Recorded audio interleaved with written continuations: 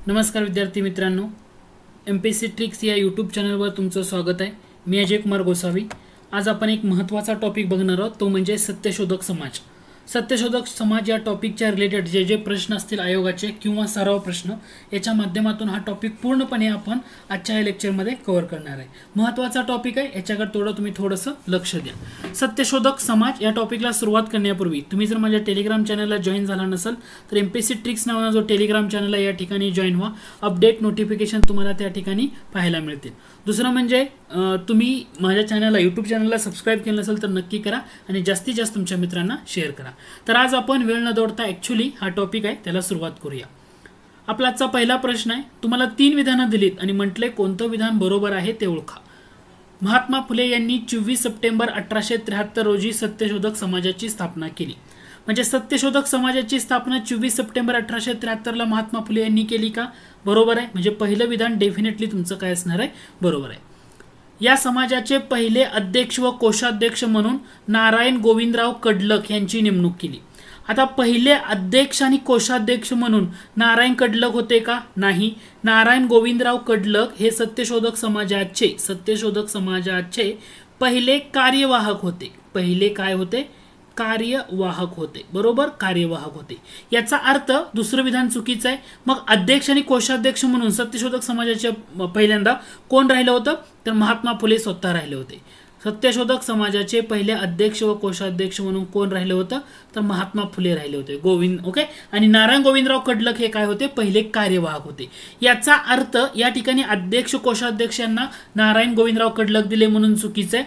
आणि तिसऱ्या विधानामध्ये पहिले कार्यवाहक म्हणून महात्मा फुले यांचं नाव दिले, म्हणजे हे सुद्धा या ठिकाणी काय असणार आहे? चुकीचं असणार आहे। पहिले कार्यवाहक विचारलं तर तुमचं उत्तर असणार आहे नारायण गोविंदराव कडलक। नारायण गोविंदराव कडलक हे तुमचं इथं उत्तर असेल। आता घटक लक्षात आलाय का? हा घटक लक्षात आला, आय होप हा क्लिअर झाला असेल। म्हणून बरोबर विधान कोणतं आहे? फक्त पहिलं विधान बरोबर आहे। फक्त पहिलं विधान लक्षात आलं? ठीक आहे, पुढच्या प्रश्नाकडे जाऊया। पुढचा प्रश्न आहे, तुम्हाला 4 विधानं दिलीत। प्रश्न असा आहे, महात्मा फुले यांच्या मृत्यूनंतर 1911 साली सत्यशोधक समाजाचे जे ठराव झाले, महत्वाचे ठराव प्रसिद्ध झाले, त्यामध्ये सत्यशोधक समाजाची तत्व विचारलेली। ठीक आहे, पहिलं तत्व दिले इथं ऑप्शन मध्ये, सर्व मानव एकाच देवाची लेकरे आहेत व देव त्यांचा आई बाप आहे। म्हणजे सर्व मानव एकाच देवाची लेकरे आहेत, पहिलं विधान हे सत्यशोधक समाजाच्या तत्वातलं बरोबर आहे। म्हणजे पहिलं विधान बरोबर आहे, याचा अर्थ या ठिकाणी तिसरं विधान तुम्ही इलिमिनेट करू शकाल। आई बापाला भेटण्यास जशी मध्यस्थांची गरज नसते पाहिजे, ठीक आहे, गरज नसते, त्याप्रमाणे देवाची प्रार्थना करण्यास पुरोहित किंवा देवाची आवश्यकता नाही।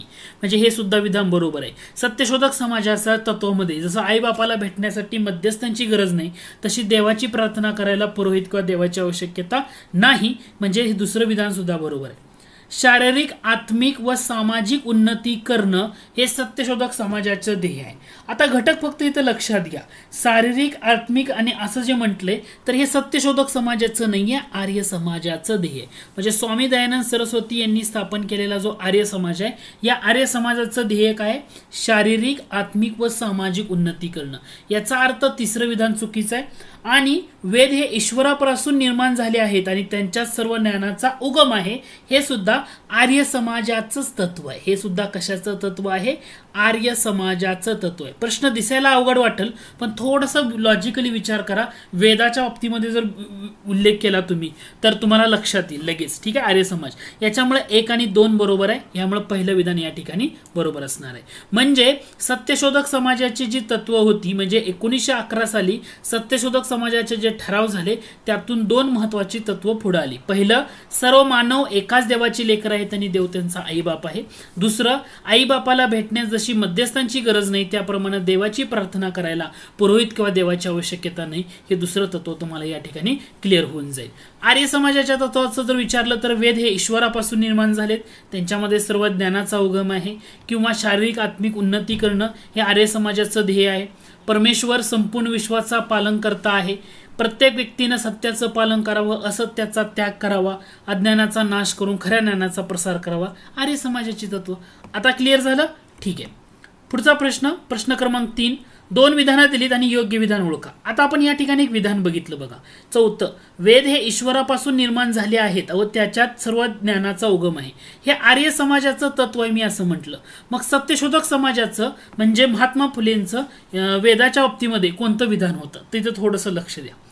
वेद हे ईश्वर निर्मित ग्रंथ आहेत अशी महात्मा ज्योतिबा फुले यांची अढळ श्रद्धा होती. आता वेद ईश्वर निर्मित ग्रंथ आहेत असं होतं का? नाही. महात्मा फुलेंना असं वाटायचं की वेद हे मानव निर्मित आहेत. म्हणजे महात्मा फुलेंचं मत काय होतं? वेद हे मानव निर्मित आहेत. म्हणजे महात्मा फुलेंचं मत काय होतं? वेद मानव निर्मित आहेत. वेद मानव निर्मित आहेत. आता दिलेल्या घटकामधून तुम्ही जर बघा, पहिले विधान चुकीचंच आहे ना. वेद हे ईश्वर निर्मित आहेत असं महात्मा फुलेंची श्रद्धा नव्हती. महात्मा फुलेंचं म्हणणं काय होतं? वेद हे मानव निर्मित आहेत. याचा अर्थ पहिलं चुकीचं आहे. आणि वेद हे मानव निर्मित आहेत अशी राजाराम मोहन राय यांची खात्री होती. हे सुद्धा चुकीचं आहे, कारण राजाराम मोहन राय यांना वाटत होतं वेद हे ईश्वर निर्मित आहेत. म्हणजे या ठिकाणी दोन्ही विधानं इंटरचेंज झालेली आहेत. दोन्ही विधानामध्ये इंटरचेंज झाले. आता घटक तुमच्या इथं लक्षात आला असेल. म्हणून पर्याय क्रमांक 4 दोन्ही विधानं चूक हे तुमचं या ठिकाणी करेक्ट आन्सर असणार आहे. आय होप हा घटक तुम्हाला आता लक्षात आला असेल. ठीक आहे, ओके. पुढच्या प्रश्नाकडे जाऊया. पुढचा प्रश्न आहे, सत्यशोधक समाजाचा दुसरा वार्षिक समारंभ 1875 ला साजरा करण्यात आला. त्यावेळी सत्यशोधक समाजाचं अध्यक्षपद कोणाला देण्यात आलं? म्हणजे सत्यशोधक समाज 24 सप्टेंबर 1873 ला स्थापन, दुसरा वार्षिक समारंभ 1875 ला. अगोदर सत्यशोधक समाज जेव्हा स्थापन झाला तेव्हा महात्मा ज्योतिबा फुले यांनी स्वतःकडे अध्यक्षपद ठेवलं होतं. 1875 ला जेव्हा दुसरा वार्षिक समारंभ आला तेव्हा त्याचं अध्यक्षपद कोणाकडे देण्यात आलं? त्याचं करेक्ट आन्सर आहे डॉक्टर विश्राम रामजी घोले यांच्याकडे अध्यक्षपद देण्यात आलं.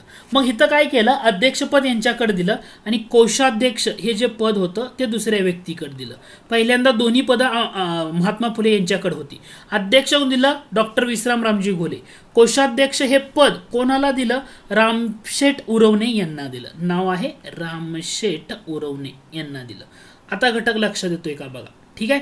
आणि याच्यामध्ये याच अधिवेशनादरम्यान म्हणजे 1875 ला जेव्हा झालं तर एक ज्यू व्यक्ती होता इलेया सॉलोमन नावाचा.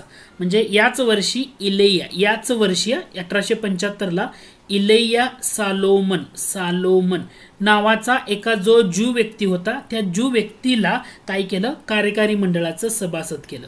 याच्यावर राज्यसेवा मुख्य 2016 ला प्रश्न आला होता. राज्यसेवा मुख्य 2016 ला या टॉपिकवर प्रश्न आयोगाने विचारला. कोणत्या समाजाशी संदर्भात येतो? इलेया सॉलोमन. तर तो सत्यशोधक समाज, कारण त्याच वर्षी म्हणजे 1875 ला ज्यू व्यक्ती होता तो आणि त्यांना कार्यकारी मंडळाचं सभासद पद देण्यात आलेलं होतं. मग त्यानंतर या पिरियडमध्ये जेव्हा अहमदाबादमध्ये नदीला जेव्हा पूर आला होता त्या ठिकाणी या सत्यशोधक समाजाच्या कार्यकर्त्यांनी बराचसा निधी जमवून दिला होता. त्यामुळे सत्यशोधक समाज तिथं फेमस झाला. म्हणजे 1875 हे वर्ष आहे की ज्या वर्षी सत्यशोधक समाजाला महत्वाचं नावरूपाला आलेला तो होता. ठीक आहे, पुढच्या प्रश्नाकडे जाऊया. पुढचा प्रश्न आहे, नोव्हेंबर 1875 मध्ये इंग्लंडच्या राजपुत्राने जेव्हा पुण्याला भेट दिली तेव्हा सत्यशोधक समाजाच्या एका सभेत राजपुत्राच्या सन्मानार्थ गीते कोणी गायली? म्हणजे गाणं म्हटलं, गीतं म्हटली होती. म्हणजे जेव्हा इंग्लंडच्या राजपुत्रानं पुण्याला भेट दिली होती 1875 ला तेव्हा सत्यशोधक समाजाच्या एका सभेत राजपुत्राचा सन्मान करण्यासाठी गीतं कोणी गायली होती? धोंडीराम कुंभार, कृष्णराव भालेकर, सदाशिव गोवंडे आणि सखाराम परांजपे असे तुम्हाला उत्तर दिलेलं आहे. याचं जर तुम्ही करेक्ट आन्सर बघितलं तर पर्याय क्रमांक 1, 2, 1, 3, 1, 4, 3, 4 करेक्ट आन्सर आहे 1 आणि 2. म्हणून पर्याय क्रमांक 1 हे करेक्ट आहे. याच्यामध्ये धोंडीराम नामदेव कुंभार आणि कृष्णराव भालेकर येणार आहेत. लॉजिकली तुम्ही विचार करा, सदाशिव गोवंडे किंवा सखाराम परांजपे हे जी व्यक्ती म्हणजे महात्मा फुलेंचे जीवलग मित्र, ते असं करणार का? डायरेक्टली एकदम त्यांच्या वयाचे त्यांच्यासोबत असणारे? डेफिनेटली नाही. म्हणून 1 आणि 2 या ठिकाणी तुमचं करेक्ट आहे. पुढचा प्रश्न आहे, खालील वर्णावरण सत्यशोधक समाजाचं कार्यकर्ता ओळखा असं म्हटलंय. पुण्यातील आत्ताचे शिवाजीनगर हे पूर्वीचे भांबुर्डे गाव हे त्यांचे जन्मस्थळ होते. पुण्यातील जिल्हा न्यायाधीशाच्या कचेरीत ते नोकरीला होते. 1871 मध्ये भांबुर्डे या ठिकाणी हितोपदेश भजन समाज ही संस्था काढली. 1874 मध्ये नोकरी सोडून कॉन्ट्रॅक्टर म्हणून काम करायला सुरुवात केली होती. तर त्या व्यक्तीचं नाव काय? सदाशिवराव गोवंडे, सखाराम परांजपे, कृष्णराव भालेकर, डॉक्टर विश्राम रामजी घोले. लक्षात येते का? तुम्हाला भांबुर्डे गाव म्हटलं, हितोपदेश भजन समाज म्हटलं, डोळं झाकून लक्षात ठेवायचं कृष्णराव भालेकर हे त्यांचं नाव आहे. कृष्णराव भालेकर यांनी 1874 मध्ये यांच्या विनंतीवरनं तर ऍक्च्युली काय झालं, महात्मा फुले यांनी सत्यशोधक समाजाची जी शाखा आहे, महात्मा फुले यांनी सत्यशोधक समाजाची शाखा जी होती ना ती मुंबईला काढली होती. विनंती कोणी केली होती? कृष्णराव भालेकर यांनी केलेल्या विनंतीवरनं. किंवा कृष्णराव भालेकरांचा रोल कधी येतो? जेव्हा स्वामी दयानंद सरस्वती होते. स्वामी दयानंद सरस्वती यांना पुण्यातनं जी मिरवणूक काढली हत्तीवरनं, त्या मिरवणुकीला संरक्षण देण्यासाठी महात्मा फुलेंनी जो पुढाकार घेतला होता त्यामध्ये कृष्णराव भालेकरांचं पण नाव येतं. ठीक आहे. कृष्णराव भालेकर म्हणजे त्यांच्या कादंबऱ्या आहेत बघा. 1877 साली त्यांच्या 2 कादंबऱ्या प्रसिद्ध झाल्या. पहिली होती बळीबा पाटील नावाची, कृष्णराव भालेकर यांची कादंबरी बळीबा पाटील नावाची कादंबरी खूप गाजली, चर्चेत राहिली. आणि दुसरी होती 1877चा दुष्काळ. या 2 कादंबऱ्या कोणाच्या? तर तुमचं उत्तर असलं पाहिजे या ठिकाणी कृष्णराव भालेकर यांचं नाव असलं पाहिजे. आता कृष्णराव भालेकर अशी व्यक्ती होती, त्यांनी गावोगावी फिरले होते आणि शेतकरी शेतकरी उठ उठ हो असं त्यांनी म्हटलेलं होतं. म्हणजे जनजागृती शेतकऱ्यांमध्ये करण्यामध्ये यांचा महत्वाचा रोल येतो. कृष्णराव भालेकर यांनी 2 पुस्तकं पण आहेत त्यांची चर्चेतली, ती पण नावं लक्षात घ्या. पहिलं पुस्तक आहे त्याला म्हटलं जातं पंचखेळ. कृष्णराव भालेकरांचं कोणतं पुस्तक आहे? पंचखेळ नावाचं. आणि दुसरं आहे शास्त्राधार. शास्त्राधार हे सुद्धा कृष्णराव भालेकरांचंच पुस्तक आहे. याच्यावर पण थोडंसं लक्ष द्या. तर करेक्ट आन्सर आहे कृष्णराव भालेकर. ठीक आहे.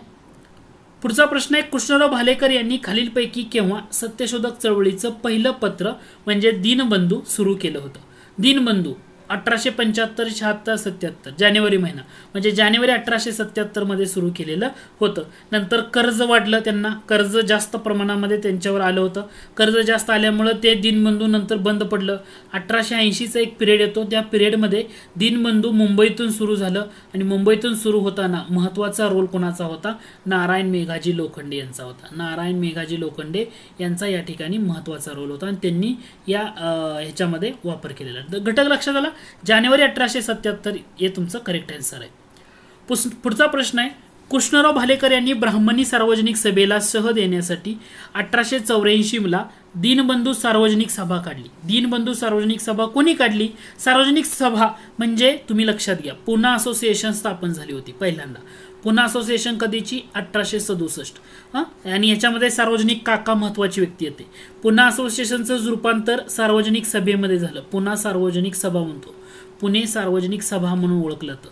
हे कधी झालं? 1870 मध्ये. ठीक आहे. आणि या 1870 ला झालेली, पण याच्यावर काय होतं? ब्राह्मण लोकांचं वर्चस्व होतं. म्हणजे ब्राह्मणी सार्वजनिक सभेला म्हणजे पुणे सार्वजनिक सभेला शह देण्यासाठी 1884 मध्ये यांनी काय केलं? दीनबंधू सार्वजनिक सभा काढली. त्याचा उद्देश काय होता असं तुम्हाला विचारलंय. ब्रिटिशांच्या अडचणी कळवून म्हणजे ब्रिटिशांना अडचणी कळवून त्या आपल्या दाद मागणं, बरोबर आहे. वाईट चालीरीती बंद करणं, बरोबर आहे. विद्येचा प्रसार करणं, बरोबर आहे. म्हणजे वरीलपैकी सर्व हे तुमचं करेक्ट आन्सर असणार. पॉइंट काय आहे? हे 2 घटक लक्षात आले पाहिजेत. पुन्हा सार्वजनिक सभा आणि पुन्हा असोसिएशन कधीची, आणि दुसरं म्हणजे दीनबंधू सार्वजनिक सभा कृष्णराव भालेकरांनी कधी काढली? 1884 ला. हा मुद्दा समजला तर हा पॉइंट इथं क्लिअर होऊन जातो. पुढचा प्रश्न आहे, कृष्णराव भालेकर यांनी 1888 मध्ये दीनबंधू फ्री स्कूलची स्थापना केली. कोणाच्या मदतीनं? कोण 2 व्यक्ती यामध्ये होत्या? आता हे जर तुम्हाला माहित नसेल ना, 2 नावं नक्की पाठ करून ठेवायची. मी अजूनही सांगतो की तुम्हाला कृष्णराव भालेकर यांनी दीनबंधू फ्री स्कूलची जी स्थापना केली त्यामध्ये पहिलं महत्वाचं नाव आहे गणपत सखाराम पाटील आणि दुसरं नाव आहे सीताराम रघुनाथ तारकुंडे. या दोन्ही व्यक्तींनी केलेली मदत खूप महत्वाची आहे. म्हणजे त्यांच्या मदतीनंच ऍक्च्युली कृष्णराव भालेकरांनी दीनबंधू फ्री स्कूलची स्थापना केली. लक्षात आलं? गणपत सखाराम पाटील, सीताराम रघुनाथ तारकुंडे पाठ करून ठेवायचं, परीक्षेसाठी महत्वाचं आहे. आता याला गोपाळहरी देशमुख असतील आपले, ठीक आहे. त्यानंतर न्यायमूर्ती रानडे असतील, यांनी सुद्धा या शाळेला देणग्या मिळवून देण्यामध्ये महत्वाचा रोल निभावलेला होता. तर हिचं 1 आणि 2 करेक्ट आन्सर आहे. पुढचा प्रश्न आहे, विदर्भातल्या अकोला अमरावती भागात सत्यशोधक चळवळ रुजवण्याचं कार्य कोणी केलं? म्हणजे आपण ज्यांच्याबद्दल आता बघतोय ते म्हणजे कृष्णराव भालेकर. अकोला अमरावती भागात सत्यशोधक चळवळ ह्याच्यामध्ये त्यांचा रोल महत्वाचा होता. पुढचा प्रश्न आहे, तुम्हाला वर्णन दिले आणि कार्यकर्ते ओळखा असं म्हटले. मुंबईच्या ग्रँड मेडिकल कॉलेजमध्ये त्यांनी शिक्षण घेतले. त्यांचे वडील सैन्यात सुभेदार होते. ज्योतिरावांच्या अनेक कार्यात ते मोठे आधारस्तंभ होते. सत्यशोधक समाजाच्या दुसऱ्या वार्षिक समारंभात त्यांना अध्यक्षपद देण्यात आले. पहिल्या 3 विधानातनं काहीच कळत नाही, पण शेवटच्या विधानातनं कळते ना की सत्यशोधक समाजाचा दुसरा वार्षिक समारंभ म्हणजे 1875 आणि 1875ला अध्यक्षपद कोणाला दिलं तर डॉक्टर विश्राम रामजी घोले यांच्याकडे देण्यात आलं. त्यामुळे पर्याय क्रमांक 2 हे तुमचं करेक्ट आन्सर आहे. आता रामय्या व्यंकय्या अय्यावरू आणि दुसरं नाव आहे वेंकू बाळोजी काळेवार. हे 2 महत्वाची नावं. मुंबईतले जे कंत्राटदार होते ऍक्च्युली यांनी सत्यशोधक समाजाला छापखाना भेट दिला होता. हे लक्षात आले ना, दुसरा वार्षिक समारंभ म्हणून डॉक्टर विश्राम रामजी घोले करेक्ट आन्सर. पुढचा प्रश्न आहे खालील विधानातून योग्य जोडी ओळखा. सत्यशोधक समाजाचं पहिलं अधिवेशन म्हणजे सत्यशोधक समाजाचे जे अधिवेशन घेण्यात आली 1911, 12, 13 पुढं. पहिलं अधिवेशन कुठं झालं? पहिलं अधिवेशन झालं होतं पुणे, बरोबर आहे का? डेफिनेटली. दुसरं कुठं झालं होतं? नाशिक. इथं ठाणे दिले म्हणून चुकीचं आहे, नाशिक. ठीक आहे. तिसरं अधिवेशन कुठं झालं होतं? ठाणेला. इथं सासवड दिले म्हणजे चुकीचं आहे. चौथं कुठं दिलं होतं? पुण्याला झालं, सासवडला झालं होतं, इथं नाशिक दिले म्हणजे हे चुकीचं आहे. म्हणजे सत्यशोधक समाजाचे अधिवेशन बघा, पहिलं पुणे 1911, 12, 13, 14. मग दुसरं अधिवेशन नाशिक, तिसरं ठाणे, चौथं सासवड. हा क्रम लक्षात ठेवा. पुणे, नाशिक, ठाणे, सासवड पहिली 4. याच्यामध्ये पहिलं विधान करेक्ट आहे पुणे, की तुम्हाला उत्तर असणार आहे. पुढचा प्रश्न आहे 1919 साली साताऱ्यातला काले या ठिकाणी सत्यशोधक समाजाची परिषद कोणाच्या अध्यक्षतेखाली घेण्यात आली? करेक्ट आन्सर आहे केशवराव बागडे यांच्या अध्यक्षतेखाली. पुढचा प्रश्न आहे डॅश डॅश आणि डॅश डॅश हे दोघे मुंबईतले बांधकाम कंत्राटदार होते. त्यांना विचारांचा प्रसार करण्यासाठी छपाई माध्यमाचं महत्त्व कळालं. त्यामुळे त्यांनी सत्यशोधक समाजाला वृत्तपत्र व नियतकालिके छापण्यासाठी एक छापखाना भेट दिला होता. त्यांचं नाव काय? म्हणजे मगाशीच म्हणलं मुंबईतले 2 कंत्राटदार म्हणजे कोण? वेंकू बाळोजी काळेवार आणि रामय्या व्यंकय्या अय्यावरू. काय असणार आहे तुमचं करेक्ट आन्सर या ठिकाणी असणार आहे. पुढचा प्रश्न आहे सत्यशोधक समाजाच्या मुंबई शाखेची स्थापना कोणी केली? आता मुंबई शाखेची स्थापना करताना ह्या सर्व व्यक्ती होत्या. रामय्या व्यंकय्या अय्यावरू, जयसिंगराव वडनाला, जाया कराडी लिंगू, वेंकू बाळोजी काळेवार. म्हणजे तुमचं वरीलपैकी सर्व हे करेक्ट आन्सर या ठिकाणी असणार आहे. सिंपल आहे. पुढचा प्रश्न आहे महात्मा फुलेंच्या सत्यशोधक समाजाचे प्रमुख सक्रिय कार्यकर्ते कोण? राज्यसेवा मुख्याला विचारला होता. मामा परमानंद सत्यशोधक समाजामध्ये येत नाहीत. हे जर कळलं हे उत्तर निघतंय. मामा परमानंद येतात का? नाही. महापरमानंद येतात का? नाही. मामा परमानंद प्रार्थना समाजामध्ये त्यांचा रोल आहे. प्रार्थना समाजाचं जे मुखपत्र आहे सुबोध पत्रिका त्यामध्ये त्यांचं लेखन महत्त्वपूर्ण आहे. याचा अर्थ कृष्णराव भालेकर आहेत, नारायण मेघाजी लोखंडे आहेत, विश्राम घोरले डेफिनेटली आणि हरी चिपळूणकर. पर्याय क्रमांक 2 आहे. लक्षात ठेवायचं मामा परमानंद म्हटलं की प्रार्थना समाजामध्ये त्यांचा रोल महत्त्वाचा आहे. दलितांची परिस्थिती सुधारण्यासाठी या संघाची स्थापना करण्यात आली. दलितांची परिस्थिती सुधारण्यासाठी कोणता संघ स्थापन केला? इथं नावातच नाही, दलित संघ व डिप्रेस क्लास मिशन म्हणजे पर्याय क्रमांक 3 महत्वाचा उद्देश. पुढचा प्रश्न आहे सत्यशोधक समाजाचे बालेकिल्ले म्हणजे डॅश डॅश आणि डॅश डॅश. आता सत्यशोधक समाज कोणत्या संस्थानामध्ये शाहू महाराजांनी आश्रय दिला होता ना सत्यशोधक समाजाला? लक्षात आहे का? 1911 साली. म्हणजे कोल्हापूर संस्थान डेफिनेटली आहे. म्हणजे कुठं आहे बघा पर्यायामध्ये? फक्त पर्याय क्रमांक 4. लक्षात येते? फक्त पर्याय क्रमांक 4. का तर कोल्हापूर संस्थानामध्ये 1911 मध्ये शाहू महाराजांनी सत्यशोधक समाजाला आश्रय दिला. सत्यशोधक समाज शाळा 1913 मध्ये स्थापन झाली. त्याच्यामुळे कोल्हापूर आणि सातारा म्हटलं तर सत्यशोधक समाजाच्या रिलेटेड तुम्हाला भास्करराव जाधवांचा रोल थोडासा बघायला मिळतो. औंध येत नाही, जंजिरा येत नाही, सांगली येत नाही, हे इलिमेट होतं म्हणून पर्याय क्रमांक 1 बरोबर आहे. वनसेवा मुख्याला विचारलेला प्रश्न. पुढचा प्रश्न आहे सत्यशोधक समाजाच्या कार्यासाठी कोणत्या व्यक्तीने सहाय्य केलं? सत्यशोधक समाजाच्या कार्यासाठी कोणत्या व्यक्तीनं सहाय्य केलं? आता नाव बघा, वेंकू बाळोजी काळेवार. प्रश्न दिलेला आहे तुम्हाला आणि म्हटले कोणत्या व्यक्तीनं कार्य केलं सत्यशोधक समाजाच्या कार्यासाठी जर बघितलं तर तुम्हाला सुलतान जोहरी पण येणार. ओके, इथं ऑप्शनमध्ये काहीतरी गडबड आहे देताना. ठीक आहे, हा स्किप करा तत्पुरता.